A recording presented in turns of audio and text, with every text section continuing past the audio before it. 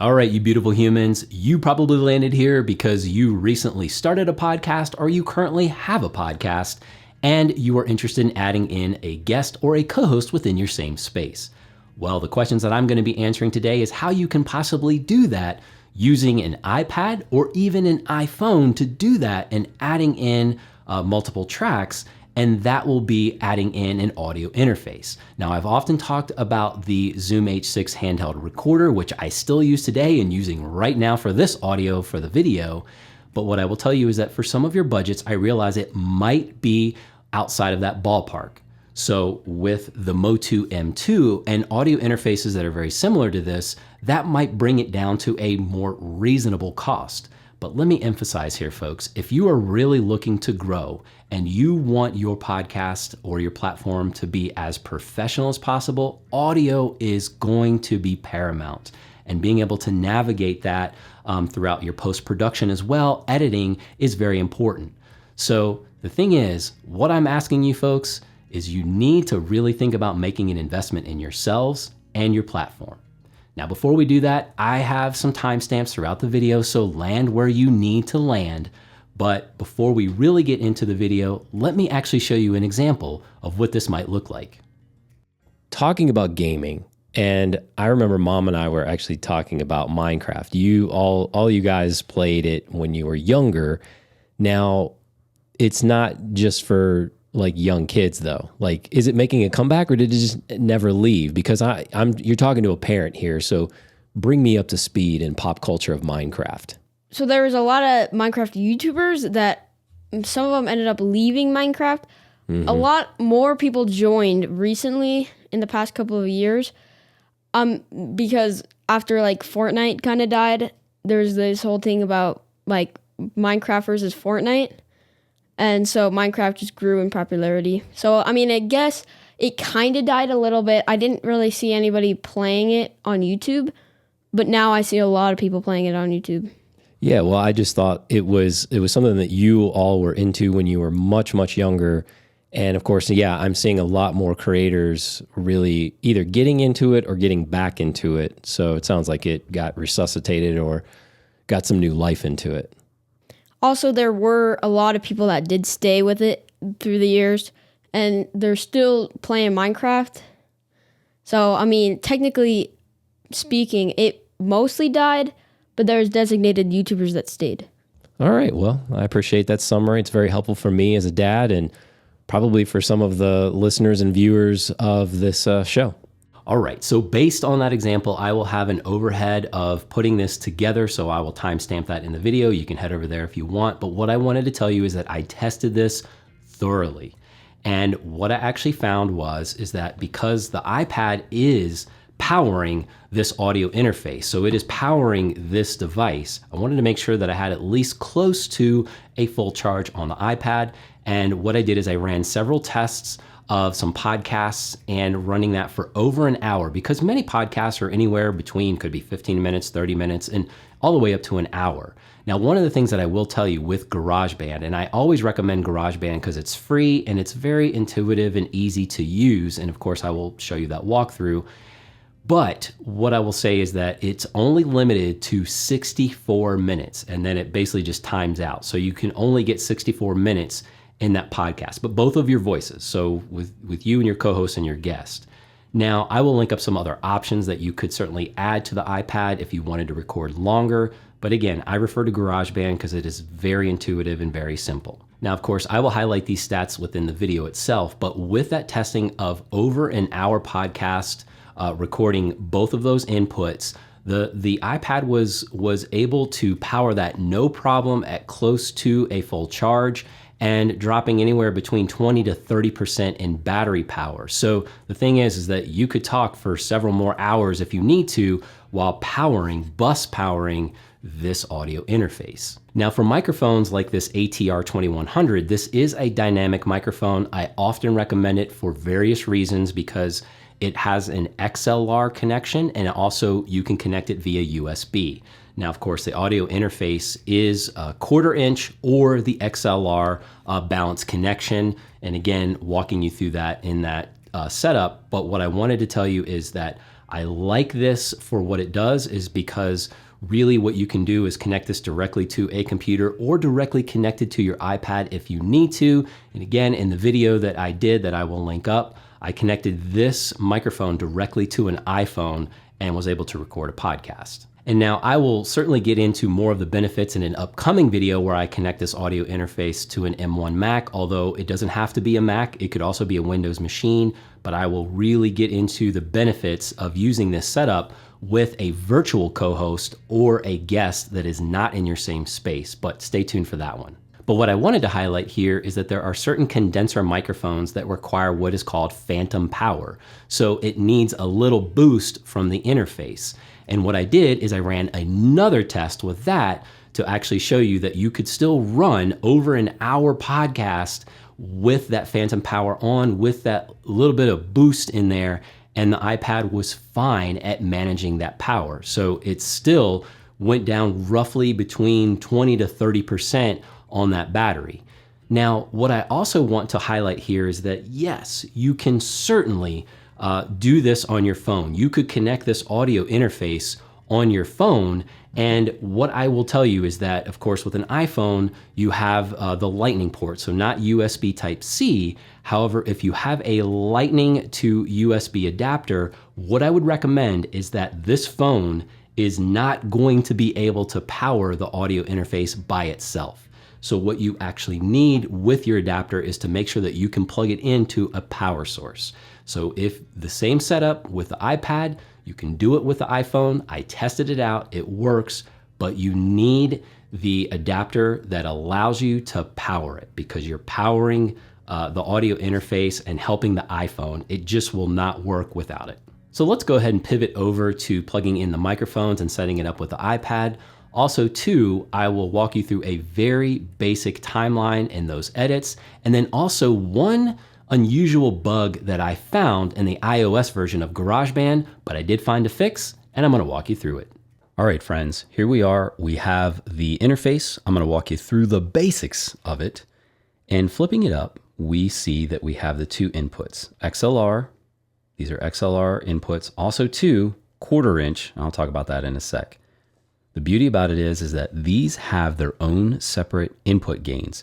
You're gonna love that, especially if your voice is projecting, coming in a little bit hotter than someone else's. You're not relying on the software to deal with it. You can do it in the hardware. Now moving over here to monitor, I'll talk about that in a second, but you do have a headphone out. And of course, this right here manages that gain. Now, you could put a headphone splitter here to connect two separate headphones, but on the back, you also have monitoring capabilities that most people, when they're mixing or doing any kind of audio production, they have the left and the right monitor. Typically, they use reference monitors or speakers, but you could plug in your headphones and still get that sound, at least kind of being able to manage some of your input gain and adjusting that. However, coming out here, you could also, again, add a headphone splitter and put two headphones coming out of this. Now, coming back to the back really quickly, USB Type-C, thank goodness. And so this is bus powered, meaning that the iPad is going to power it. And of course, your computer can power it as well. Now let's actually flip back over to the front, to the inputs. So you'll see I have a mic here and a mic here. Now, you'll also notice this 48V or volts. So this power that you typically need to provide for condenser microphones. So that's just a little bit of extra power. And I did a test on that as well with a condenser microphone just to see if the iPad was still able to power it. And of course it was. But we don't need it for these types of dynamic microphones that we're using. So we have a balanced connection here, and these are XLR connections. And so I know that the screw being pointed up, I know that that will go up here. And of course, if you can't get it just right, just know that if you just kind of gently twist, and then you'll find, oh, yep, it pops in. Now, if you had a 1/4 inch, as far as a microphone is concerned, I'll just use this 1/4 inch headphone as an example. That actually plugs in as well. But that's my headphone, and I don't want to plug that in. What we're going to do is come over here and plug in the other XLR.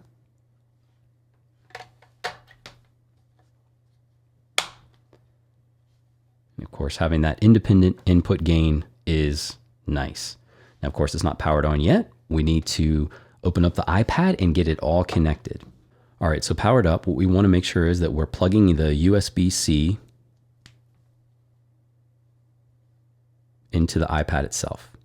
Now, before we get into the Garageband, we need to power it on. So flip that, and you'll notice it's powering up. And of course, takes a second.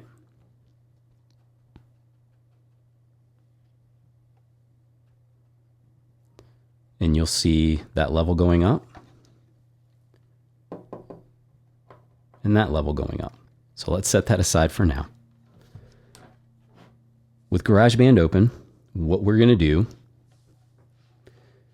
is center it up so that you can see it. We're going to create a song. We're really creating a podcast. I default to the vocals or the microphone.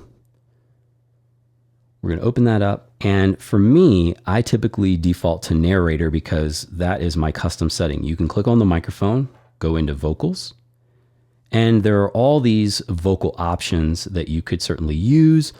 For podcasting, narrator is kind of where I think things need to be. So I put it in my custom setting. But again, you could certainly use lead vocals. It's going to give you reverb. I don't think you want to sound like a chorus or overdrive or distorted. So narrator is kind of where I like to hang out. Compressor, something that I manipulate, that essentially just sort of levels out your audio. And so you can certainly mess around with that. I would certainly expect you to experiment based on your sound that you're going for and just kind of how your voice is being picked up or not. And you might need a little extra in that compressor. The channel is 1. And of course, I believe this is 1. Oh, it is. Oh, and it's coming in kind of hot. So I can come over here and adjust that gain here. But that's my channel 1. So what we're going to go ahead and do is we're going to click up here, toggle that to get into our workflow here, or at least the way the track's going to be laid out. Now, coming over to the gear, let's click that. Now, let's get rid of a couple of annoying things, and that would be the metronome. We don't need any of that. We don't need a count in. And so we'll go back. Time signature is 4/4. We will put, so here you'll notice that there is these numbers 1, 2, 3, 4, and 5. I like the time ruler. So we'll click that, and that's going to give us the seconds and minutes. And of course, we will go down here to advanced. Multi-track recording is what we're doing because we're going to have multi-track or multi-inputs, multiple inputs. All right, and that's going to move over, and I'll get back to the other mic in a sec. We're going to move out of this. And then for that plus right here, what we want to do is make sure that as far as the bars are concerned, we're going to click that on, and we're going to go automatic. We're going to go max. And the max, that's the funky thing with the iOS version of GarageBand, is that it is 64 minutes max, 2,000 bars. Now what we're going to go ahead and do is come over here and add a microphone. Same deal. Narrator, we won't mess with any of this stuff right now. Click on the channel. So input 1 is on my other microphone. So input 2, coming over to this mic. Turn up the gain. Same deal. So then we'll come back into our workflow here. Now, one of the things that you can do is click on the microphone itself, and we can rename it. So I could put my name here and then my guest or my co-host's name there. And then you'll see over here, so my track 1, you'll see that level going up. Now here's the thing, you might see this and you're like, oh, what did I do wrong? So see how that level's not coming up? Hit this. So that these are both going to be recording. And then when I click, there you go. Now let's actually just run through a very dry run. You'll see 2 up there. So that just means it's going to be recording both of the tracks.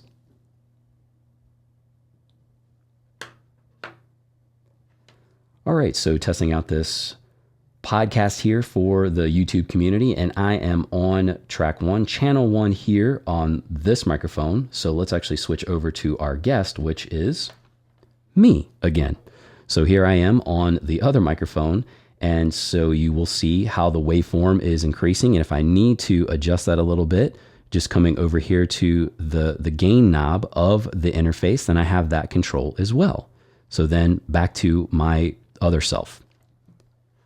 Coming back over here again, you'll see, and again, if I want to adjust that gain, you will see those waveforms and everything just getting recorded. And you'll notice that it's picking up my voice, but you'll want to make sure that when you set up that you are also rejecting the sound of your co-host or guest. And what I mean by that is that having the microphones pointed at least in the opposite direction from each other. But let's actually go through a simple editing setup here. So let's actually stop the recording. All right, so a very basic edit. What you'll notice is you'll see the waveforms here in the timeline. And so there may be some bleed in these other tracks. So what I'm actually going to do is I'm going to get rid of that bleed. So let's actually click on the clip and you will see split come up. So I'm going to split that section here, move that over, drag that down. Come over here, same deal. Drag it down. Click on that section and then cut it. Same deal. Actually, I would cut this too.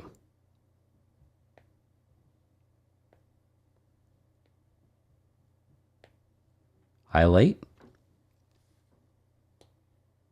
split, move that over, drag that down, highlight,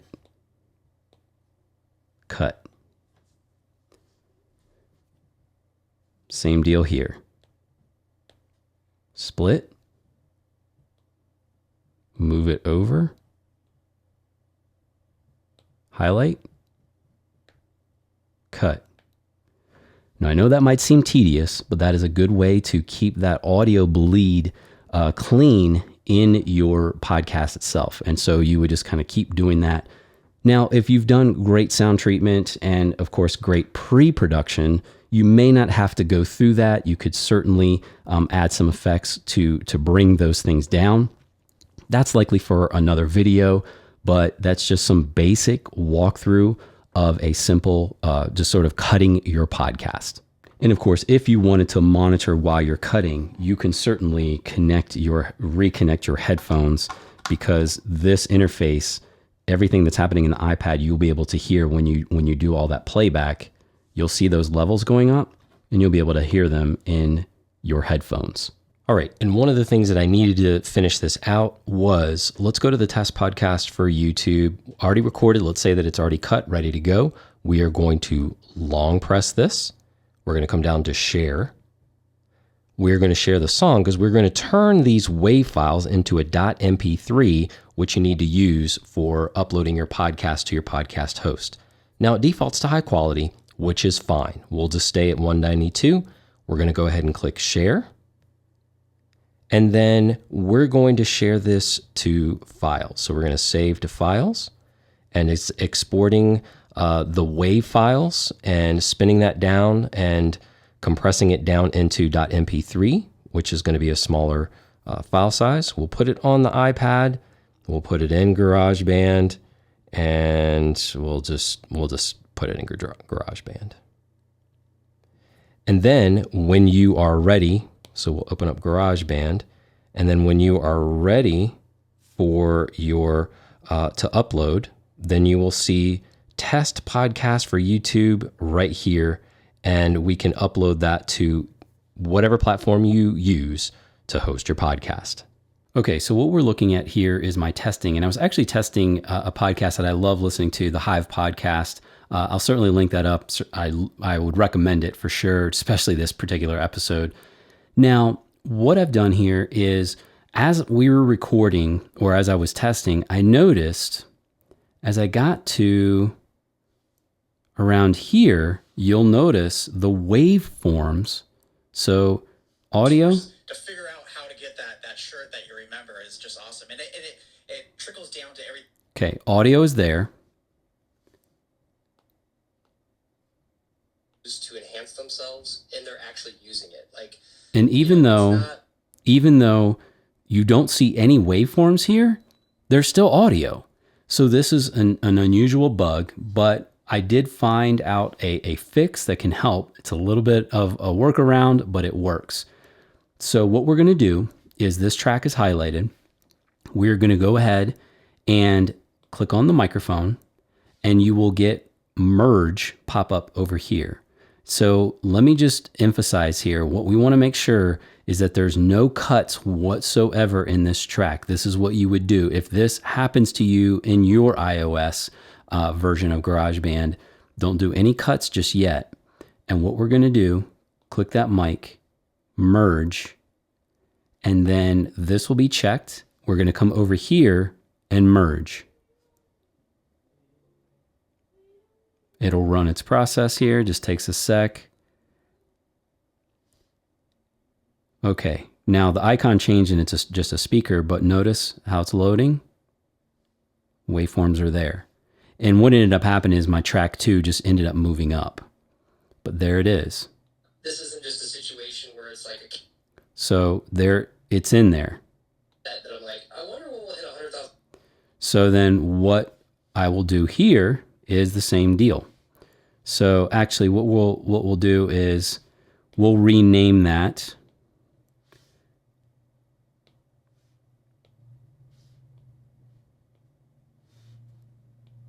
track 1.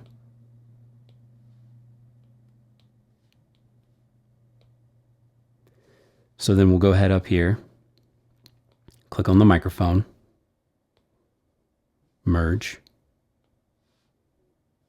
box is checked, merge.